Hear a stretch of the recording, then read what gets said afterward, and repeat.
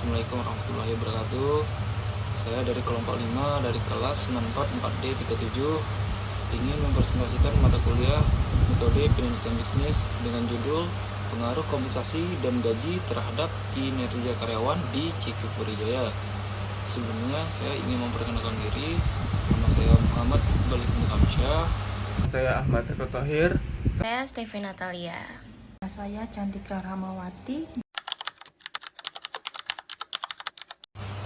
Baiklah, saya akan menjelaskan tentang pengaruh kompensasi dan gaji terhadap kinerja karyawan di CV Purijaya. Untuk latar belakang dari materi ini, dalam persaingan bisnis yang semakin ketat, produktivitas karyawan menjadi kunci kesuksesan perusahaan. Faktor seperti kompensasi, bonus, dan gaji dinilai mampu meningkatkan motivasi kinerja dan loyalitas karyawan CV Purijaya. Perusahaan distribusi daging ayam segar dan olahan yang melayani tenan restoran di Mall Aeon berkomitmen tidak hanya pada kualitas produk dan layanan, tapi juga pada manajemen sumber daya manusia. Penelitian ini bertujuan untuk menganalisis sejauh mana bonus dan jam kerja berpengaruh terhadap peningkatan kinerja karyawan di CV Purijaya sebagai dasar pengambilan kebijakan SDM yang lebih efektif. Untuk lokasi penelitian ini dilaksanakan di kantor pusat CV Purijaya, yaitu daerah Tiga Raksa, Tangerang, Banten. Alasan pemilihan lokasi ini adalah karena lokasi tersebut merupakan pusat operasional utama perusahaan dan memiliki jumlah karyawan yang representatif. Dilanjut, identifikasi dan rumusan masalah. Untuk identifikasi materi ini, yang pertama, kesejahteraan dan kenyamanan karyawan seringkali belum menjadi prioritas dalam strategi perusahaan. Yang kedua, itu bonus gaji yang tidak tepat atau tidak adil dapat menurunkan motivasi kerja. Yang ketiga, gaji yang tidak teratur berpotensi mengganggu keseimbangan kehidupan kerja dan pribadi karyawan. Untuk rumusan permasalahannya, yang pertama, apakah kompensasi berpengaruh secara signifikan terhadap kinerja karyawan di CV Purijaya? Yang kedua, apakah gaji berpengaruh secara signifikan terhadap kinerja karyawan di CV Purijaya? Yang ketiga, seberapa besar pengaruh kompensasi dan gaji secara simultan terhadap kinerja karyawan di CV Purijaya? Dan lanjut, tujuan dan ruang lingkup penelitian. Dari tujuan materi ini, adapun tujuan dari penelitian ini adalah untuk pertama, mengetahui pengaruh bonus gaji terhadap peningkatan kerja karyawan di CV Purijaya. Kedua, mengetahui pengaruh jam kerja yang teratur terhadap peningkatan kerja karyawan di CV Purijaya. Yang ketiga, menganalisis pengaruh bonus gaji dan jam kerja yang teratur secara simultan terhadap peningkatan karyawan di CV Purijaya. Untuk ruang lingkup penelitian ini difokuskan pada analisis pengaruh kompensasi dan gaji yang teratur terhadap peningkatan kerja karyawan di CV Purijaya. Objek penelitian terbatas pada karyawan yang aktif bekerja di perusahaan tersebut selama periode 2020 sampai 2005. Ruang lingkup ini penelitian ini mencakup aspek internal perusahaan, khususnya kebijakan sumber daya manusia. Lanjut, manfaat penelitian. Penelitian ini diharapkan dapat memberikan manfaat sebagai berikut. Yang pertama, manfaat teoritis, memberikan kontribusi terhadap pengembangan ilmu pengetahuan di bidang manajemen sumber daya manusia, khususnya mengenai faktor-faktor yang mempengaruhi kinerja karyawan. Yang kedua, manfaat praktis, memberikan masukan kepada manajemen CV Purijaya dalam merumuskan kebijakan terkait memberikan kompensasi dan pengaturan gaji demi meningkatkan produktivitas karyawan. Dilanjut, penjelasan tentang judul pengaruh kompensasi dan gaji terhadap kinerja karyawan di CV Purijaya. Yang pertama, kompensasi. Kompensasi adalah segala bentuk imbalan yang diberikan perusahaan pada karyawan sebagai balasan atas kontribusi yang diberikan dalam pekerjaan mereka. Imbalan ini tidak hanya berupa uang, gaji, upah, bonus, dan lain-lainnya, tetapi juga bisa dalam bentuk non-finansial seperti fasilitas, tunjangan, pelatihan, dan lain-lain. Yang kedua itu gaji. Gaji adalah imbalan tetap yang diterima karyawan atas pekerjaan yang dilakukan. Kemudian variabel penelitian. Variabel penelitian adalah karakteristik atau atribut yang diukur atau diamati dalam sebuah penelitian. Variabel dapat berupa faktor, sifat, atau kondisi yang dapat mempengaruhi hasil sebuah penelitian. Variabel independen terdiri dari 1 yaitu pengaruh kompensasi, X2 yaitu gaji, kemudian variabel independen yaitu Y kinerja karyawan. Kemudian populasi dan sampel. A. Populasi adalah seluruh karyawan yang bekerja di CV Purijaya. B. Sampel. yaitu diambil dari semua karyawan yang bekerja di CV Puri Jaya.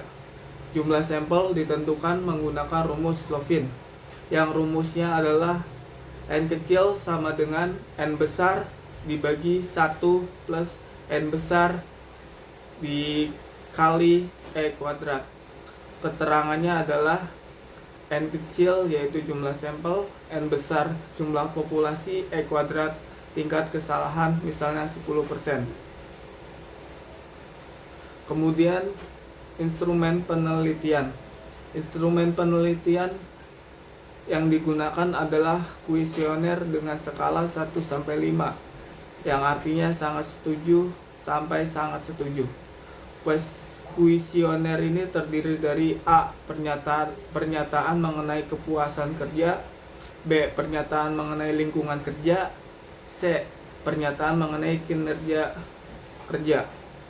Instrumen diuji validitas dan reliabilitas sebelum digunakan untuk pengumpulan data utama. Kemudian teknik pengumpulan data. Teknik pengumpulan data dalam penelitian ini terdiri dari 1. Kuesioner, yaitu disebarkan langsung kepada responden. Kedua, studi pustaka, yaitu pengumpulan data sekunder dari jurnal, artikel, dan buku yang relevan. Ketiga, wawancara ringan, yaitu untuk memperoleh informasi pendukung dari pihak manajemen.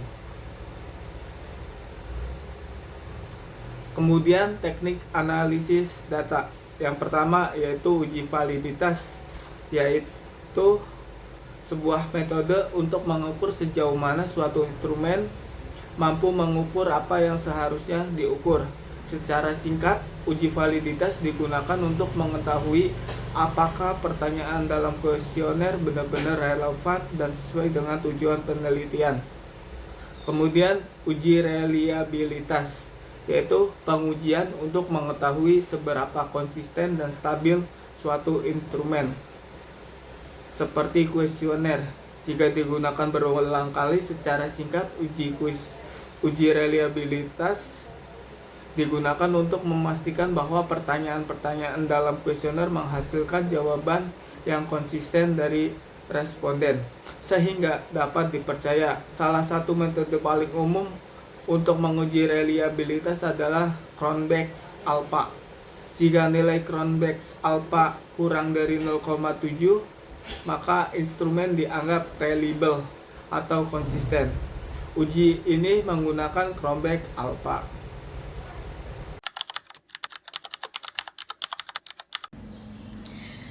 Saya akan menjelaskan uji asumsi klasik. Uji asumsi klasik adalah serangkaian pengujian dalam regresi linear untuk memastikan bahwa data memenuhi syarat-syarat statistik agar hasil analisis valid dan tidak bias. Secara singkat, uji asumsi klasik bertujuan untuk memastikan model regresi yang digunakan sudah sesuai dengan prinsip statistik. Beberapa jenis uji asumsi klasik yang dilakukan antara lain: 1. Uji normalitas, kedua multikolinearitas, yang ketiga uji heteroskedastisitas. Berikutnya saya akan menjelaskan analisis regresi linear berganda. Itu adalah metode statistik yang digunakan untuk menguji pengaruh dua atau lebih variabel independen terhadap satu variabel dependen. Secara singkat, analisis ini bertujuan untuk melihat seberapa besar dan bagaimana arah pengaruh beberapa faktor terhadap suatu hasil atau output. Analisis ini biasanya digunakan untuk membuat prediksi atau melihat hubungan-hubungan sebab akibat antara variabel. Digunakan juga untuk mengetahui pengaruh simultan dan parsial kepuasan kerja dan lingkungan kerja terhadap kinerja. Selanjutnya saya akan menjelaskan uji T dan uji F. Dimulai dengan uji T atau uji parsial, digunakan untuk mengetahui pengaruh masing-masing variabel independen secara parsial terhadap variabel dependen. Jika nilai signifikansi kurang dari 0,05, maka variabel tersebut berpengaruh signifikan terhadap Y. Selanjutnya, uji F atau simultan digunakan untuk mengetahui pengaruh semua variabel independen secara bersama-sama terhadap variabel dependen. Jika nilai signifikansi lebih besar dari 0,05, maka model regresi secara keseluruhan berpengaruh signifikan terhadap Y. Selanjutnya, di gambar ada hasil data kuesioner dan pengaruh kompensasi dan gaji terhadap kinerja karyawan di CV Puri Jaya. Untuk hasil kuesioner ini terdapat 20 responden yang telah dibagikan sebagai berikut. Selanjutnya saya akan menjelaskan uji T dan uji F. Dimulai dengan uji T atau uji parsial, digunakan untuk mengetahui pengaruh masing-masing variabel independen secara parsial terhadap variabel dependen. Jika nilai signifikansi kurang dari 0,05, maka variabel tersebut berpengaruh signifikan terhadap Y. Selanjutnya, uji F atau simultan digunakan untuk mengetahui pengaruh semua variabel independen secara bersama-sama terhadap variabel dependen. Jika nilai signifikansi lebih besar dari 0,05, maka model regresi secara keseluruhan berpengaruh signifikan terhadap Y. Selanjutnya, di gambar ada hasil data kuesioner dan pengaruh kompensasi dan gaji terhadap kinerja karyawan di CV Puri Jaya. Untuk hasil kuesioner ini terdapat 20 responden yang telah dibagikan sebagai berikut. Di sini saya akan menjelaskan tabel hasil uji validitas X2. Semua item pertanyaan memiliki nilai korelasi lebih dari 0,361 sehingga dinyatakan valid. Tabel hasil uji validitas X2. Pernyataan P6, R hitung X2-nya 0,248.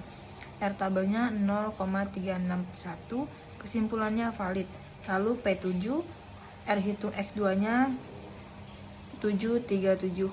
R tabelnya 0361, kesimpulannya valid. Lalu P8, R hitung X2-nya 0,189, R tabelnya 0,361, kesimpulannya valid. P9, R hitung X2-nya 0,374, R tabelnya 0,361, kesimpulannya valid. P10, R hitung X2-nya 745, R tabelnya 0,361, kesimpulannya valid. Lalu tabel hasil uji validitas Y. Semua item pertanyaan memiliki nilai korelasi lebih dari 0,361 sehingga dinyatakan valid. Tabel hasil uji validitas Y. Pernyataan P11, R hitung Y 692, R tabelnya 0,361, kesimpulannya valid.